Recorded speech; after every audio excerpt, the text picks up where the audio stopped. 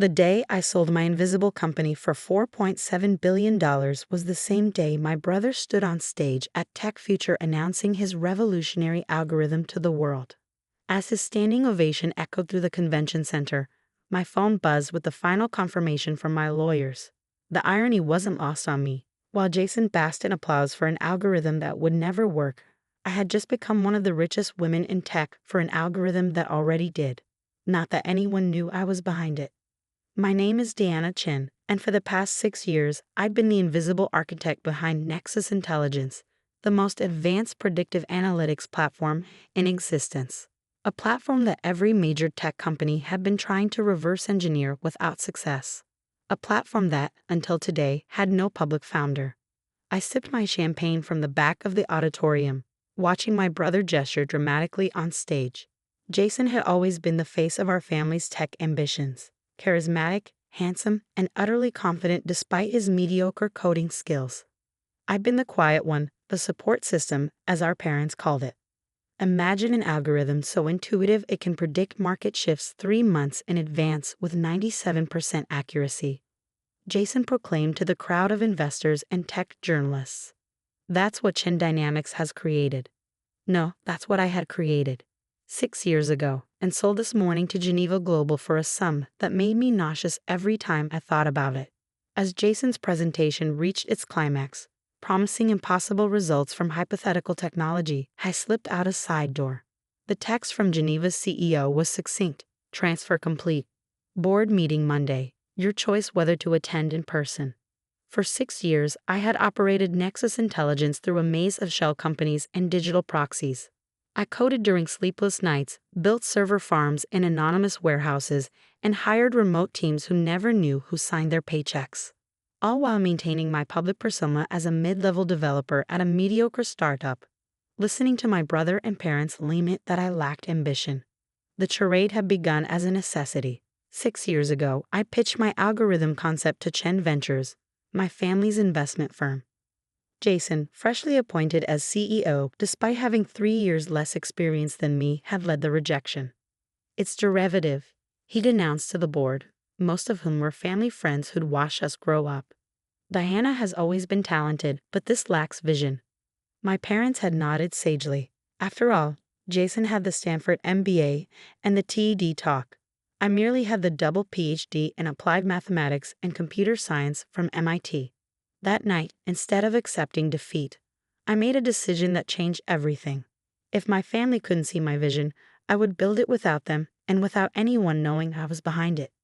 Nexus started small, just me, my savings, and a relentless work schedule. I created a fictional founder, Alex Gray, complete with a shadowy backstory as a reclusive genius. I hired remote developers using Alex's identity, each working on isolated components so no one could grasp the full architecture. I set up secure servers in 3 countries, and I kept showing up to my day job, listening to industry gossip about the mysterious Nexus Intelligence that was outperforming every competitor. The tech world became obsessed with Alex Gray. Who was this unknown savant? How had they developed an algorithm that could predict consumer behavior, market trends, and optimization pathways with unprecedented accuracy? The mystery only enhanced Nexus's value. Meanwhile, Chen Dynamics, my family's company with Jason at the helm, struggled to compete. Their products were always a step behind, their predictions less accurate. Jason became increasingly fixated on uncovering Nexus's secrets, never suspecting that the architect of his frustration ate Sunday dinners at their parents' house each week. "Diana, you're late." My mother's voice cut through my thoughts as I entered the VIP reception following Jason's keynote. The family was gathered in a private corner, champagne flutes in hand, celebrating Jason's moment of triumph. "Sorry, work call," I replied, accepting a glass from a passing server. My father frowned. "Still at that startup? What's it called again?" TechCore Solutions. I supplied the name of my cover job, the mediocre firm where I pretended to work while actually running Nexus. Someone has to pay the rent. Jason joined us, surrounded by admirers and flush with success. "Diana, did you catch the presentation?" "Wouldn't miss it," I smiled. "Especially the part about 97% prediction accuracy 3 months out. That's quite a claim." His smile faltered slightly. We're still fine-tuning, but the preliminary results are promising. I'm sure they are. I took another sip of champagne, enjoying the moment more than I should. By Monday, the tech world would know that Alex Gray had sold Nexus to Geneva Global. By Tuesday, analysts would realize that Jason's promise algorithm couldn't possibly compete with what Geneva now owned. Have you considered a change? Jason asked, his tone carrying that familiar mix of condescension and forced concern. Tech core is a dead end. I could find you something at Chen Dynamics. Junior development team maybe? Our mother brightened. That would be wonderful. The family working together again. I checked my watch. In approximately 14 hours, my face would be on the front page of every tech publication in the world. Geneva's announcement would reveal that Alex Gray was actually Deanna Chen, and that I would be joining their executive team as Chief Innovation Officer with a compensation package that dwarfed Jason's entire net worth. I appreciate the offer, I said carefully, but I think I'm about to come into some new opportunities. The reception droned on, a parade of investors and journalists congratulating Jason on technology that existed only in PowerPoint slides. I made the expected small talk, dodged questions about my career, and counted down the minutes until I could escape. My phone buzzed again. Eliza, my right-hand developer who had been the only person at Nexus to know my true identity. Have you told them yet? Her text read. Tomorrow, I replied. Let them have tonight. Around midnight, as the reception wound down, my father pulled me aside. Deanna, your mother and I are concerned. You're 32, working at a company going nowhere. Jason offered you a lifeline tonight.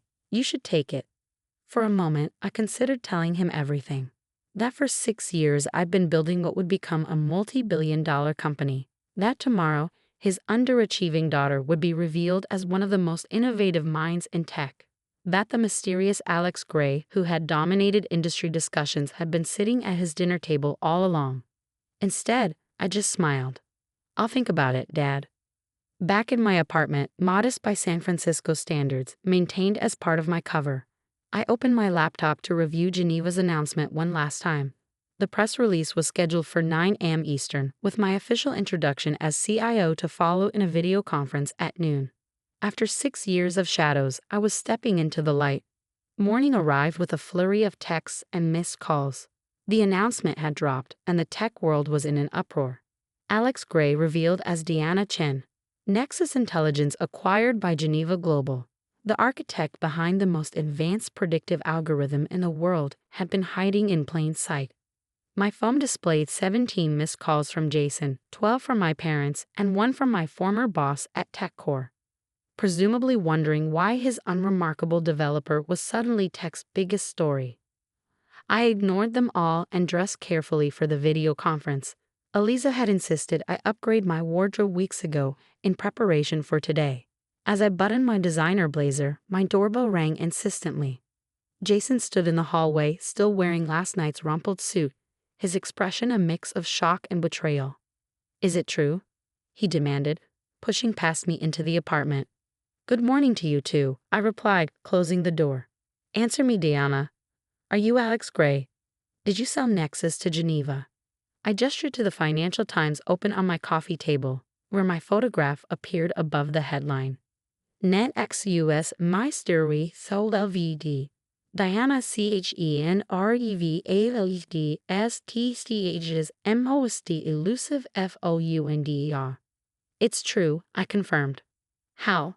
He collapsed onto my sofa. How did you build Nexus without anyone knowing? Why didn't you tell us? I raised an eyebrow. Why didn't I tell the family who rejected my algorithm, who has spent 6 years dismissing me as unmotivated and unambitious? That family? We were trying to help you, he protested. We wanted you to succeed. No, I corrected him. You wanted me to succeed on your terms, following your path, supporting your vision. Jason ran his hands through his hair, his keynote confidence nowhere to be found. Does Dad know? He will soon. I'm sure he's seen the news. As if on cue, my phone rang, my parents. I let it go to voicemail. Diana, do you realize what you've done? Jason's voice had shifted from shock to something darker. Chen Dynamics has been developing competing technology. We just announced it yesterday. No, You announced vaporware yesterday, an algorithm that doesn't exist. Because you wouldn't share Nexus with your own family, his voice rose. We could have developed it together, kept it in the family. Instead, you sold to Geneva, our biggest competitor. I checked my watch. The video conference was in 30 minutes. I pitched it to the family first, remember? Derivative, you called it. Lacks vision. That was 6 years ago. We were different people then. Yes, we were.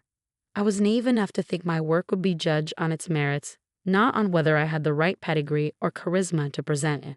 I gathered my laptop and notes.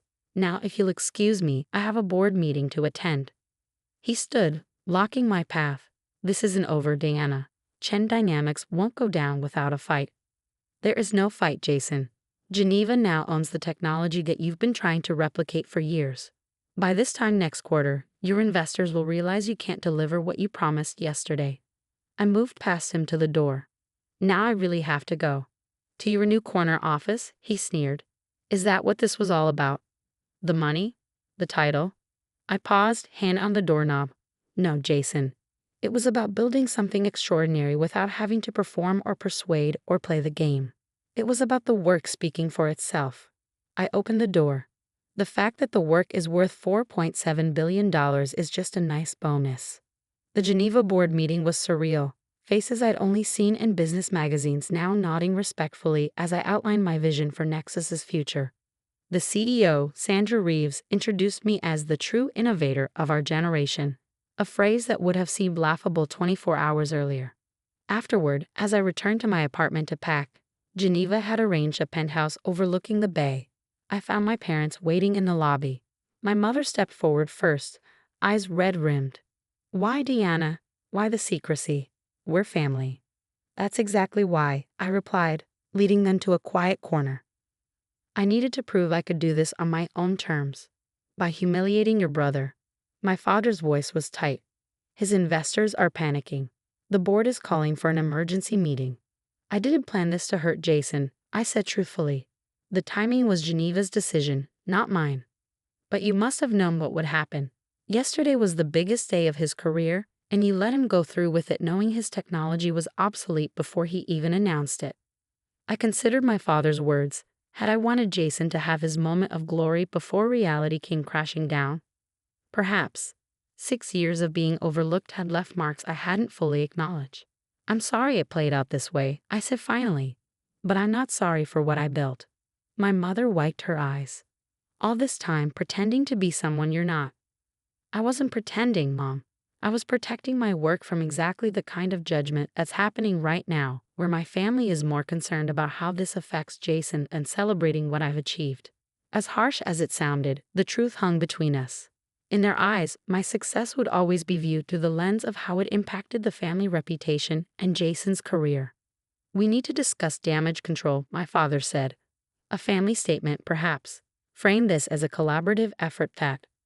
No, I interrupted firmly. There will be no reframing. Nexus is mine. I built it. I sold it. And now I'm going to lead its next phase at Geneva. So that's it. My mother's voice broke. You're choosing this company over your family? I'm choosing my truth, I corrected her. And my future. The transition to Geneva happened quickly. Within weeks, I had moved into my new office and apartment, begun integrating Nexus technology into Geneva's platform, and assembled a dream team of developers who now knew exactly who they were working for. Jason resigned from Chen Dynamics after their stock plummeted following the revelation that their promised algorithm was years behind what Geneva now owned. My parents gave a strained interview to Tech Insider, claiming they had always known Diana had something special in development, but respecting my wish for independence. 6 months later, as Nexus-enhanced Geneva products dominated the market, I received an unexpected visitor at my office. Jason looked different, humbler, less polished, with the beginnings of a beard and casual clothes replacing his usual bespoke suits. Nice view, he said, gesturing to the panoramic windows overlooking the bay. It's not bad, I agreed, watching him carefully. What brings you here, Jason? He handed me a thumb drive. I've been working on something, not competing with Nexus. I learned that lesson. Something different, complementary even. I'd like your opinion. My opinion? I couldn't keep the surprise from my voice. Since when do you value my opinion? He sat down heavily in the chair opposite my desk. Since I spent 6 months rebuilding my life after my little sister revealed herself as the tech genius our family never recognized. He met my eyes. I had to do a lot of thinking about why I never saw what was right in front of me. I turned the thumb drive over in my hand. And what conclusion did you reach? That I was so busy being Jason Chen, wonderkind and family golden child, that I couldn't see past my own reflection. He gestured to the drive. There's no pitch deck on there, no fancy graphics. Just code. Good code, I think. Maybe even great code. But I'd like someone I trust to tell me the truth. And that's me. After everything. Especially after everything. He stood to leave. You're the only person I know who has never been impressed by the Chen name, the family connections, or the charm offensive. You just see the work. After you left, I plugged in a drive, expecting to find another half-baked concept wrapped in marketing language. Instead, I discovered something genuinely innovative, a security framework that could complement Nexus's predictive capabilities in unexpected ways. That night, I called Jason for the first time since the Geneva announcement. It's good, I told him without preamble. Really good. Have you shown it to anyone else? No, his voice carried a new caution. I wanted your verdict first. Smart move. We should talk about it. Properly. A pause. We? Geneva is always looking for new security solutions, I said carefully. If you're open to it, I could arrange a meeting. No promises, but they'll give it a fair evaluation. Another longer pause. Thank you, Diana. 2 weeks later, Jason presented his security framework to Geneva's development team, not as the charismatic scion of a tech family, but as a developer with solid code and thoughtful answers to technical questions. When they offered him a consulting contract, the relief and pride on his face reminded me of the brother I'd looked up to before family expectations had come between us. At dinner afterward, just the two of us at a quiet restaurant overlooking the water, Jason raised his glass. To new beginnings. I clinked my glass against his, and to seeing what's really there, not what we expect to see. He nodded, understanding the layers in my toast. I've been thinking about what you said, about building something extraordinary without having to perform or persuade. I never realized how exhausting it was always being on stage. And I never realized how exhausting it was always being in the shadows, I admitted. Turns out neither extreme was sustainable. So what now? You're the visible genius and I'm the one starting over, Jason said, swirling his wine thoughtfully. I considered his words carefully. Maybe we both needed this reset. You to build something authentic without the family name opening doors, and me to stop hiding my light. The truth is, neither path was healthy. I reached across the table, taking my brother's hand in a gesture that would have been unthinkable 6 months ago. Geneva's security division could use someone with your perspective. Not as Diana Chen's brother, but as a developer with genuine talent who took a humbling fall and built something better from the ruins. Our eyes met with new understanding as the sun set over the bay, casting everything in transformative golden light. The algorithm that matters most isn't predictive technology, I said softly. It's learning to recalculate when life changes the variables. And I think we're both finally getting better at that. Jason smiled, not his practiced keynote smile, but something real and a little broken and infinitely more valuable. To recalculating, he said, raising his glass once more. And as we clinked glasses again, I realized that my greatest achievement wasn't selling an invisible company for billions or finally stepping into the spotlight. It was finding a way back to the truth between us after years of operating from different codes.